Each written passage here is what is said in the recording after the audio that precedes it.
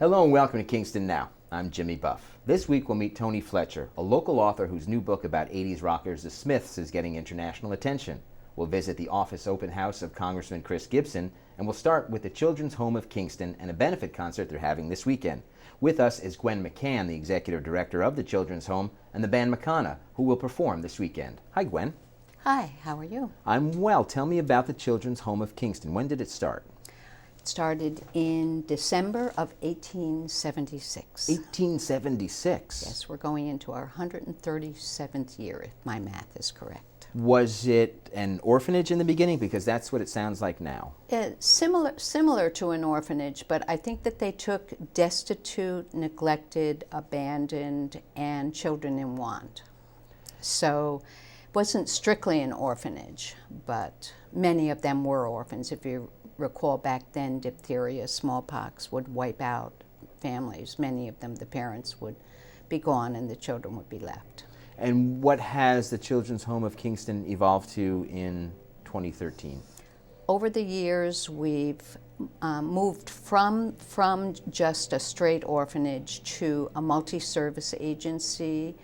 In the 1960s, we founded a school. It's a special education school. It's known as an 853 school. So the classes are smaller. The boys that we have are emotionally disturbed, and their emotions get in the way of their learning, so they really need higher concentration. And the staffing is 811, so that's 8 students, 1 teacher, 1 teaching assistant. Then several years ago, we started what we call an enhanced program. The threshold for their IQs is lower. We have as low as 50 IQs. So their classroom ratio is 6:1:2. So that's 6 students, 1 teacher, 2 teaching assistants. We also have the residential treatment center, which houses 34. We have 34 beds in that program. And that is 24-hour-a-week supervision. We also have a group home that's located in Midtown Kingston with 9 beds, and we have a supervised independent living program.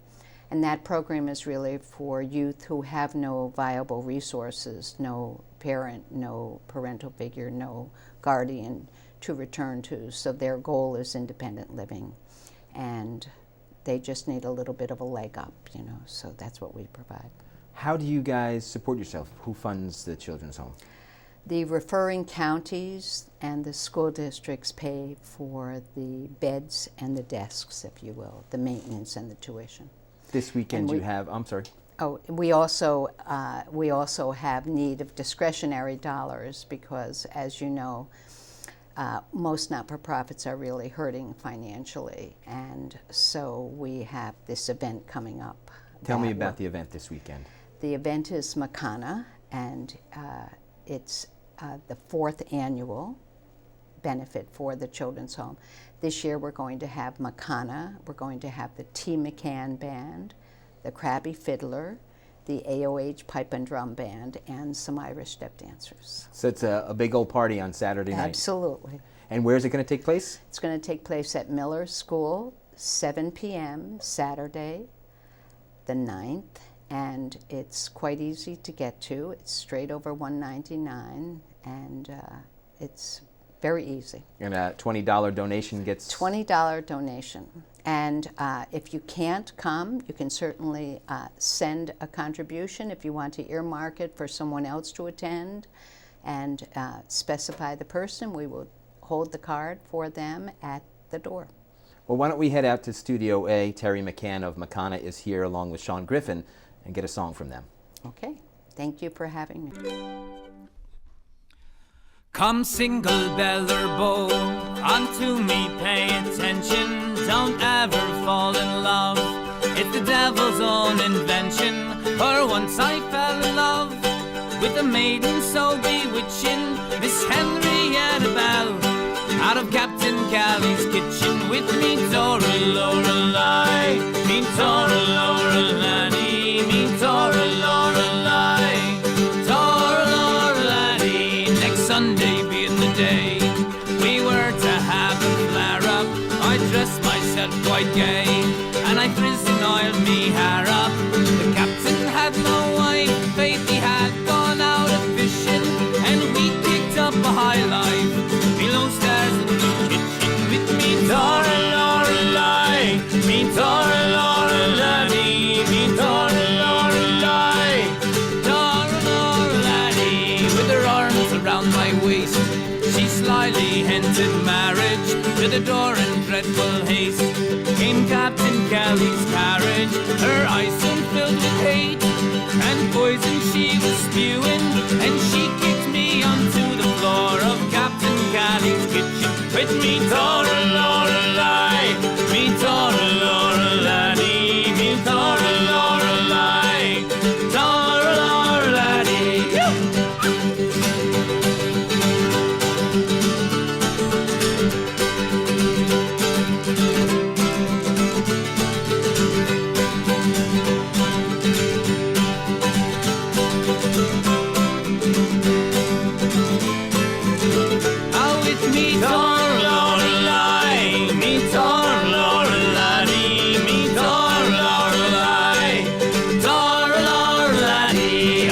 She did invite me, but she gave a flat denial, and I was set for bail. I had to go for trial. To get home I was itching, but to get home I weren't able, and I had to tell how I came under his table with me Dora Lorelei, I'm me Dora Lorelei, me Dora Lorelei, Dora Lorelei, come single beller bow, unto me pay attention, don't ever fall in love, it's the devil's own invention, for once I fell in love with a maiden so bewitching, Miss Henrietta Bell, out of Captain Kelly's kitchen, with me Dora Lorelei, me Dora Lorelei, me Dora Lorelei, Dora Lorelei, with me Dora Lorelei, me Dora Lorelei, me Dora Lorelei, Dora Lorelei.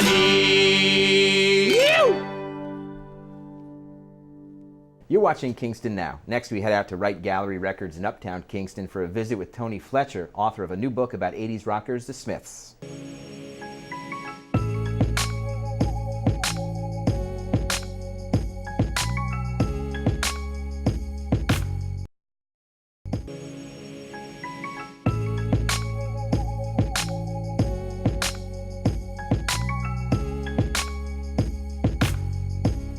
Welcome back to Kingston Now. Tony Fletcher is a Phoenicia resident who has written books about R.E.M., Keith Moon of The Who, and the New York City music scene. His latest book is called A Light That Never Goes Out, The Enduring Saga of the Smiths. We caught up with Tony recently at the Wright Gallery Record Store on North Front Street in Uptown Kingston. Tony Fletcher, you are an English expatriate living in the Catskill Mountains. How did you get here? The journey is not as uncommon as you might think. I emigrated from London to New York in the late 80s. It was a gradual journey. I was kind of infatuated with New York City, as a lot of people are.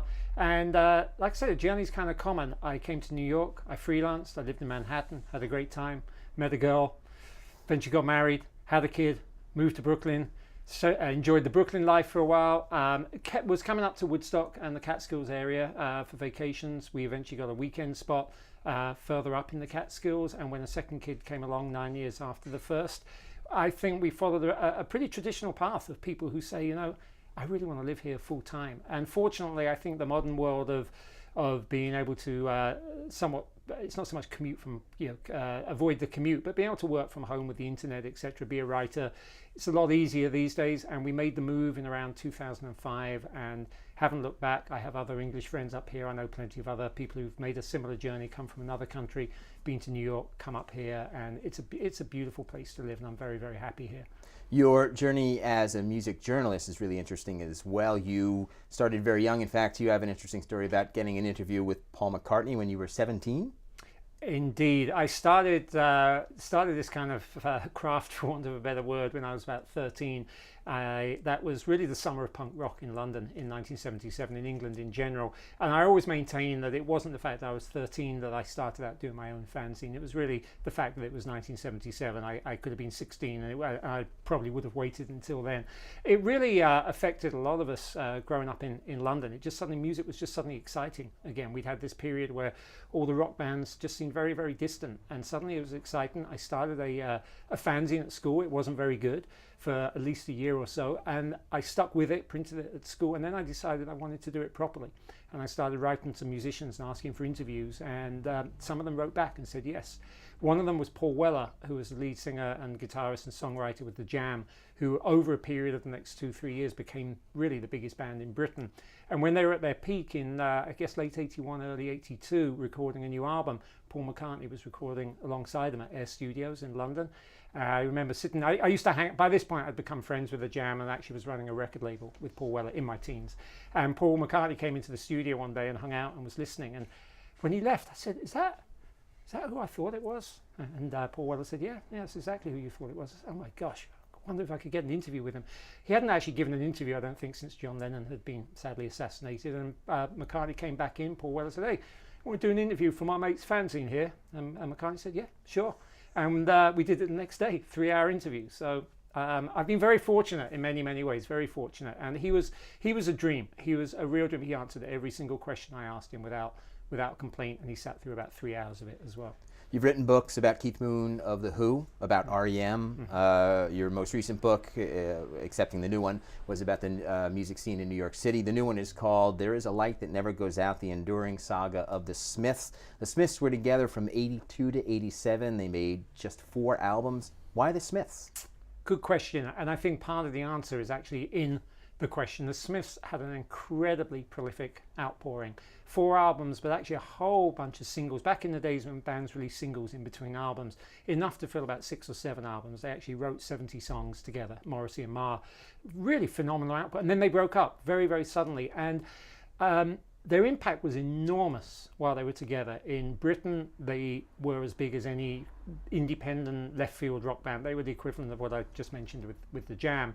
In America, they were getting bigger and bigger, and their cult following was phenomenal. I mean, they were selling out 15,000-seater arenas on their second American tour. I have little doubt that they were following a similar trajectory as REM or Depeche Mode, sort of take your pick. And then they broke up and never got back together. Morrissey went on to a successful solo career. But I think we remain fascinated. I think we look at this group and we say, yeah, they still sound relevant. The words are still relevant. The music isn't dated to the 1980s like so much other music of the time. And I think a lot of people look, and as well as it having a great social impact and there's a good story there, I think people want to know more because the band's life was so short. It's like they were taken away from us, so let's treasure what we have. Morrissey is an enigmatic personality. I know you didn't have access to him for the book, but you did have access to the other members of the band, including Johnny Marr. How was that? It was wonderful, and I don't think I could have done the book without Johnny Marr's help. I wrote to him. Actually, I wrote to all the members of the Smiths at the same time at the beginning, but I felt that if Johnny had refused cooperation, it might be really problematic to do the book. And that turned out to be right for a very interesting reason, which is that many of the other people I approached for interviews said, fine with me. And a lot of these people I knew, by the way, because I'm very much the same age as the 3 playing members of the Smiths, and there's a certain peer relationship there. They'd say, great, I'm happy to do this, I'm sure it'll turn out great. Does Johnny know about it? And they would check back in with Johnny Marr. I got that very, very little with Morrissey. 2 or 3 people said, let me check in with Morrissey, whereas a number of people checked in with Johnny. He was very, very open, very, very open. Again, somebody who didn't refuse to answer a single question, really wanted to get it out there correctly, and trusted me. He and Andy Rourke really trusted me. They didn't ask to see the manuscript. They didn't ask for any proofreading or even to actually have to check their quotes. That's a lot of faith to put in an author. I hope I've repaid it in the sense of getting the story right. You can't tell it perfectly from everybody's perspective, but I've tried to tell it honestly and fairly. And I think people now do see, especially in America, where people have tended to think the Smiths was Morrissey and the band. I think they now understand much more since the book has come out. It's Morrissey and Johnny Marr as a partnership with a great rhythm section. The book is getting is well received here in the United States as well as in England. You've been on press tours to the west coast of the United States, to England. Has any of the band members, has Johnny Marr gotten back to you about it? Have they read it, do you know? I believe they have read it. Andy Rourke, the bass player who lives in New York City, joined me for the reading I did at the Strand bookstore. Somewhat unexpected, very, very enjoyable. I think that really kind of validated the book, and I know Johnny's read it, and he's pretty happy with it. This is Kingston Now. Next, we check in on Congressman Chris Gibson's campaign promise to open his new main office in Midtown Kingston with a visit to his recent office open house.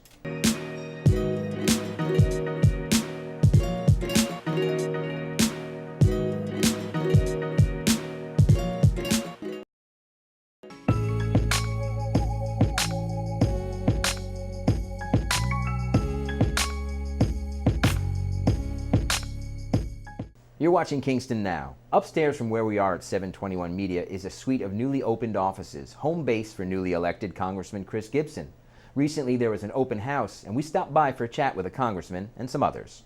Congressman, during the election you made a campaign promise to bring your office to Midtown Kingston. You have done that. What does it mean to have an office in Kingston? Why pick Midtown Kingston? Well, we're excited today. I think you can sense that. Great turnout. We're excited to get to work for the people of Kingston and all of Ulster County. Going back about 6 months ago, I sat with Mayor Gallo and I listened to his plan based on a vision, revitalizing Kingston with particular emphasis on Midtown. And based on my experiences in some of my overseas missions, I felt that a personal presence is more than just symbolic. It actually attracts more economic opportunity, that we can begin the positive move towards the vision laid out by the mayor. So, I committed that we wanted to be part of the solution.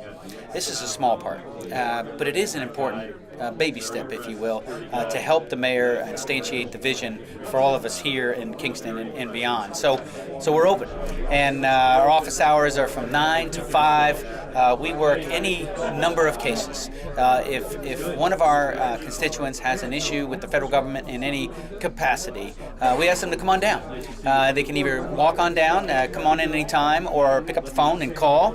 Either way, we're excited. I come through here when I'm not in Washington, D.C. I'm all about the 165 towns and municipalities, and I'm here in Kingston probably about every week or 10 days or so. And I meet, like this afternoon, I'm going to meet with constituents, about a half dozen or so. We're just going to sit down one-on-one, and they're going to have an opportunity to convey to me the kind of priorities they want to see effectuated down in Washington, D.C. So, this is what we hope to bring is open, transparent, accountable government, and here we are today, starting it off. So thank you. Stephanie Valle, you are the Deputy Chief of Staff for Congressman Chris Gibson. Today is the office open house. How many offices does the Congressman have? We have 5 offices here in Kingston. We are opening an office tomorrow in Liberty and Sullivan County, within the next few weeks in Cooperstown and Oneonta. We have an office in Kinderhook in Columbia County, and then in Hyde Park in Dutchess County. And what kind of services can constituents get at the offices? We can help with any issue that you're having with the federal government, whether it's an immigration issue, an issue with your veterans benefits, with Medicare, Social Security, anything that you have a concern or question about the federal government, come to our office. We have caseworkers standing ready to assist you and can help expedite getting to a resolution. We're with the Mayor of Kingston, Shayne Gallo. Mayor, what does it mean to have the Congressman's office in Midtown? Well, in the words of our children, simply awesome. I asked Chris to do this, Congressman Gibson, prior to the election. True to his word, he's here today. It's fantastic for Midtown. It's another shot with Midtown revitalization. It's extremely beneficial to Henry and Jeremy Ellenbogen here at 721 to have the Congressman and his staff here in this part of the city. And it's crucial to demonstrating to our residents and also prospective businesses and the existing businesses here in this Broadway corridor, where you have this arts digital business corridor, that the Congressman takes Kingston seriously. And he's willing to invest, like anyone else. So I'm very grateful, I'm very appreciative, and I look forward to working with the Congressman, to revitalize not only Midtown, but also, the city of Kingston to move forward. When, in terms of dealing with anything federal, like grant money, will it help having the office here in Kingston? It already has. After the election and on the heels of Sandy, the good congressman and his staff came to my office, I provided him with the names of businesses and not-for-profits and residents who suffered damages during Sandy. He immediately helped coordinate the effort with FEMA, got a hold of every one of these individuals and groups. Additionally, he's been helpful, with our grant for the sinkhole, Senator Gillibrand's office as well. I'm going to be working on some things with him with the Army Corps of Engineers and some other studies that are now in progress down at the waterfront because of his background. He also sits on House Agriculture, which is crucial not only to the Hudson Valley in his district, but here in Ulster County, where it's a $400-some million industry, and Kingston benefits from it with our farmers markets, be it uptown and in midtown. And also, it can help possibly address the food desert, which exists here in midtown, because he's very innovative with his programs, particularly trying to get young individuals interested in farming, which is a real problem right now to continue that legacy. So, the answer to your question is a long one. It's exciting. It affords access, opportunity to use his staff, connect to his Washington office, and then help us obtain these necessary grant monies, not only for everything that I just said, but for tourism and for also the Bank of America Police Station project.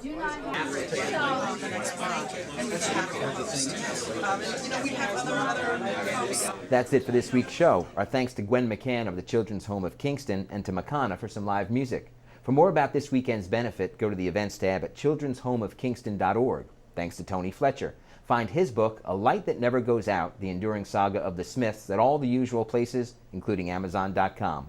And thanks to Congressman Chris Gibson, his Deputy Chief of Staff Stephanie Valle, and Mayor Shayne Gallo.